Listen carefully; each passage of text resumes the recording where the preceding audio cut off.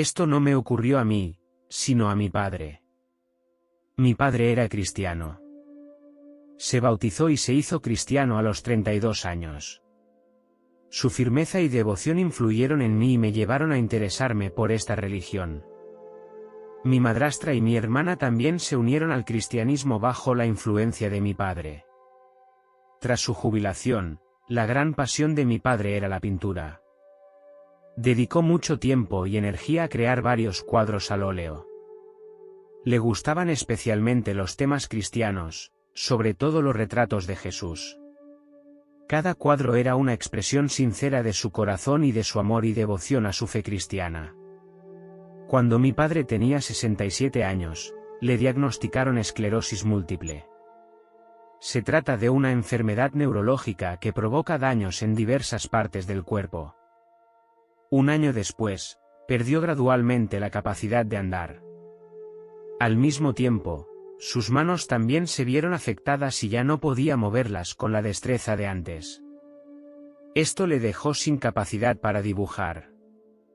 La esclerosis múltiple fue atacando poco a poco su cuerpo, incluidos los ojos. Esto supuso un reto aún mayor para él, ya que su vista empezó a resentirse. Fue un duro golpe para mi padre. La pérdida de su capacidad para dibujar le hizo sentirse muy perdido y deprimido. Fue una época difícil para toda la familia. Un día, el estado de mi padre empezó a empeorar y tuvimos que llevarlo de urgencia al hospital. Cuando llegamos al hospital, estaba inconsciente y en coma.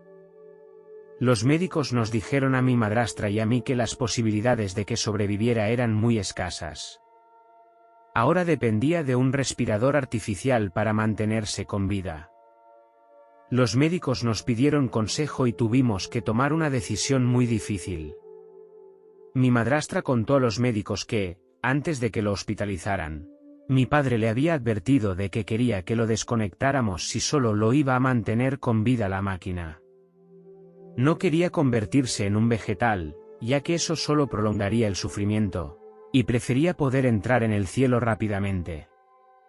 Sin embargo, mi abuela se oponía rotundamente a tal decisión. Ella creía que debíamos hacer todo lo posible por mantener a mi padre con vida y que no debíamos perder la esperanza. Como familia, no sabíamos cómo tomar la decisión. Queríamos mucho a mi padre y queríamos que dejara de sufrir, pero al mismo tiempo no queríamos renunciar a su vida tan fácilmente. Estábamos dispuestos a pedir consejo a nuestros médicos. Los médicos nos dijeron que podían reducir la dosis de medicación de nuestro padre y devolverle la sobriedad, durante un tiempo. Los médicos también nos advirtieron de que si decidíamos quitarle el respirador, había muchas posibilidades de que los pulmones de mi padre perdieran la capacidad de respirar por sí solos, lo que significaría que podría morir inmediatamente. En aquel momento, mi padre apenas podía andar sobre sus piernas y tenía grandes dificultades para comer. Como familia, acordamos unánimemente reducir la dosis de medicación de mi padre para permitirle recuperar la consciencia, durante un tiempo. Esta decisión no fue fácil, ya que sabíamos que retirar el respirador podía significar el final inminente de la vida de mi padre.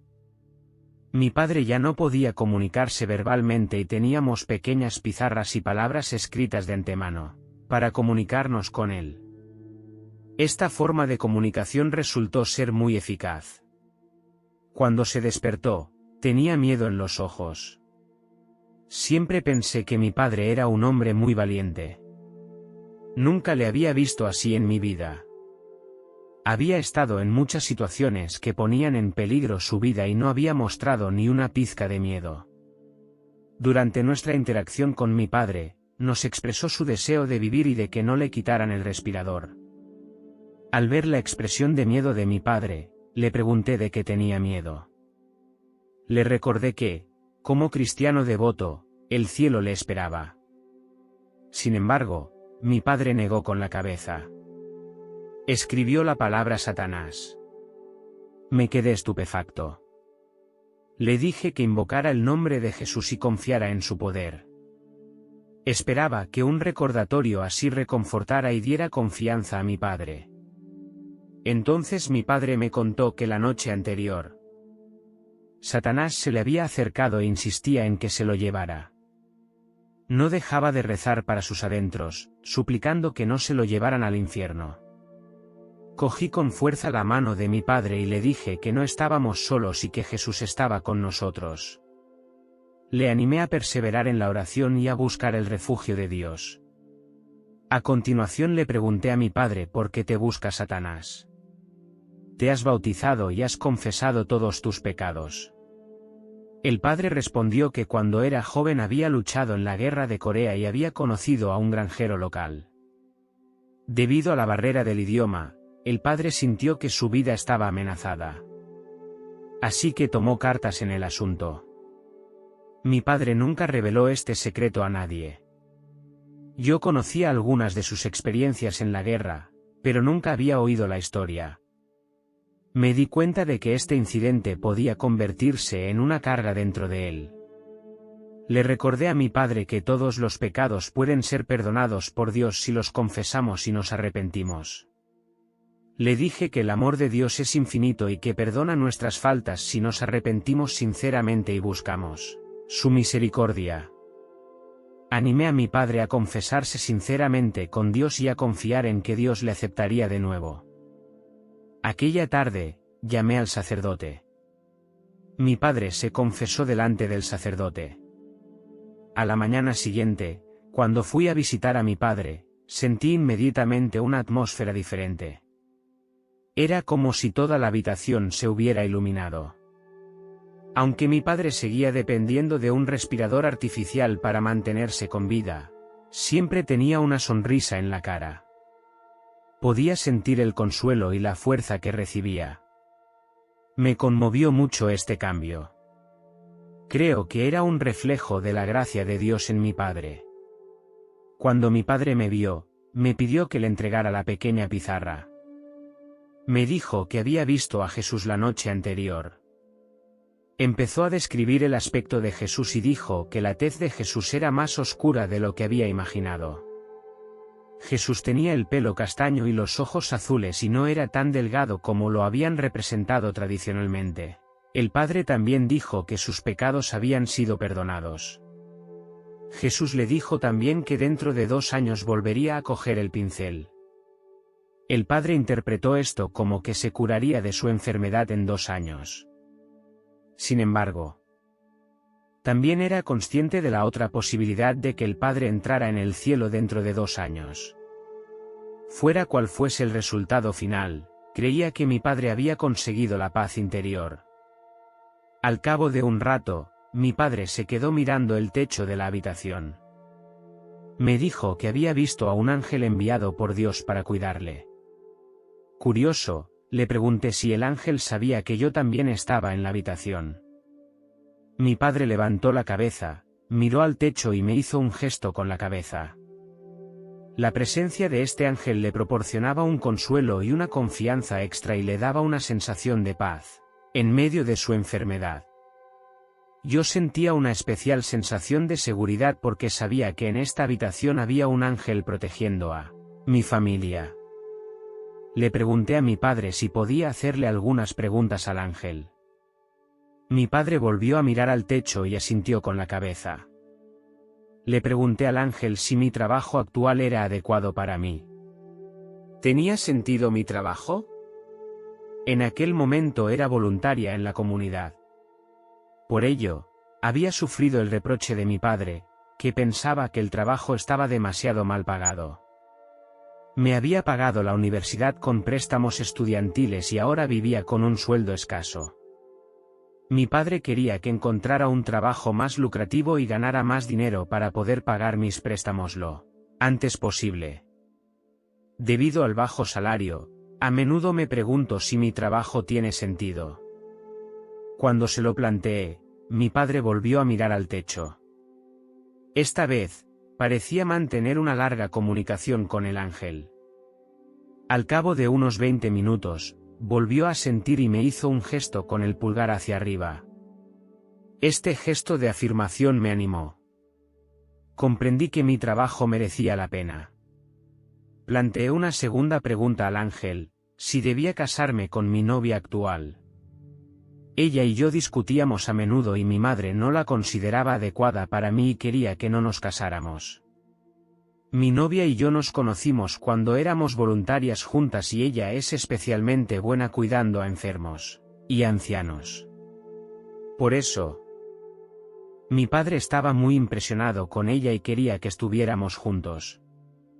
Como chocábamos a menudo, yo tenía dudas sobre el futuro de la relación.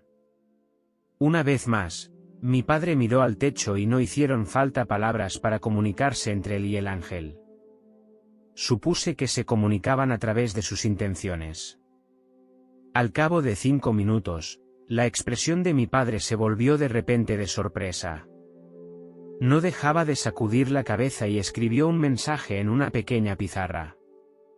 Me dijo que no debía casarme con mi novia actual, sino que debía esperar pacientemente porque alguien mejor estaba a punto de aparecer en mi vida. Ante este consejo, empecé a dudar.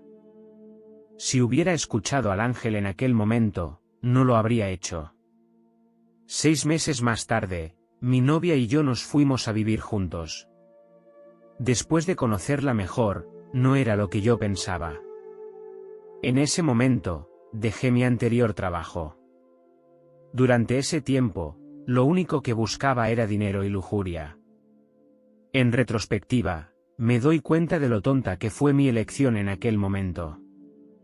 Me arrepiento de no haber seguido el consejo de los ángeles y de no haber esperado pacientemente a que llegara alguien mejor.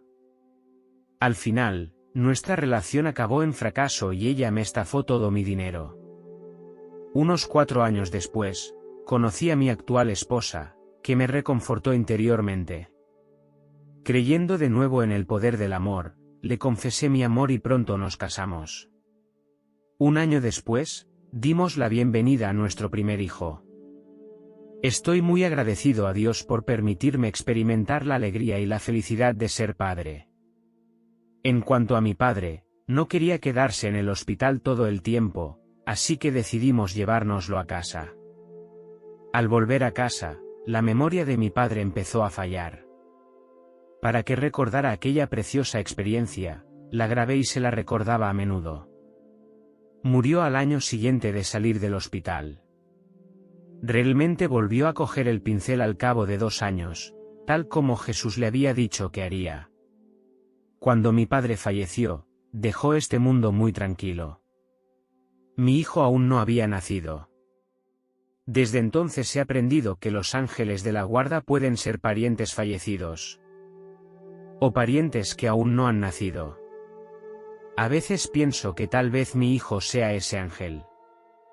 Espero que algún día, cuando llegue al cielo, tenga la respuesta a esa pregunta. Esta experiencia ha sido muy valiosa para mí y para mi familia y nos ha hecho creer aún más en el poder de la fe. Espero que mi padre esté ahora en el cielo disfrutando de la felicidad eterna y pasando tiempo de calidad con Jesús. Cuando pienso en esta experiencia, me siento reconfortada y conmovida. Espero reunirme con mi padre algún día y ser testigo del momento en que vuelva a coger el pincel. Seguiré manteniendo la fe de mi padre y transmitiré su historia a la próxima generación.